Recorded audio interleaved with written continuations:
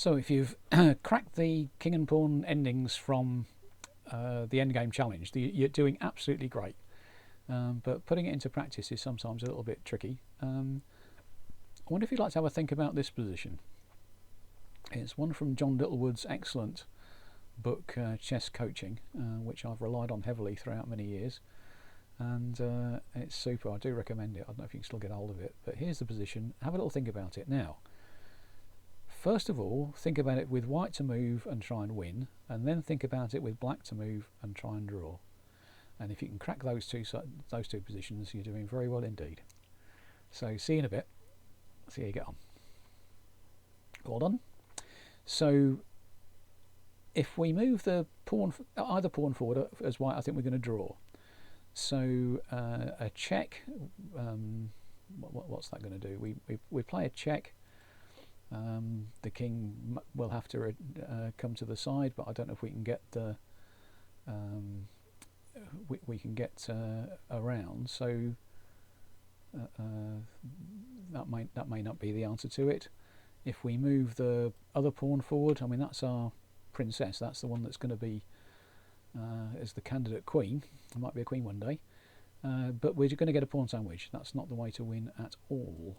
So the way to win is we're going to run towards the left hand side and see how this works. King to d3,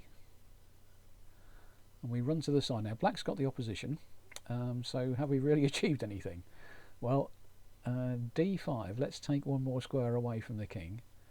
King goes to a6, and if it doesn't, well then, well, what happens if we go to king goes to c7? We'll get the diagonal opposition, definite opposition, and now black's giving way big time, and it works on the short side. If the we make a d5 move and king comes to the side, and now we play c5, takes, and now the king's very badly placed on the edge of the board.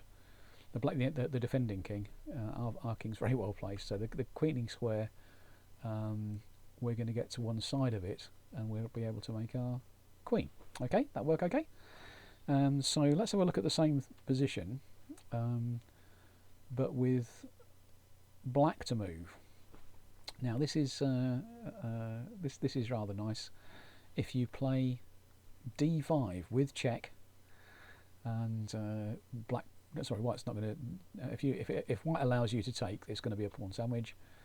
So takes and king to d6, and now white doesn't have the d4 square to go to, and is going to have to give up the d pawn, and we're going to get the pawn sandwich again. So that's a nice way to draw that one.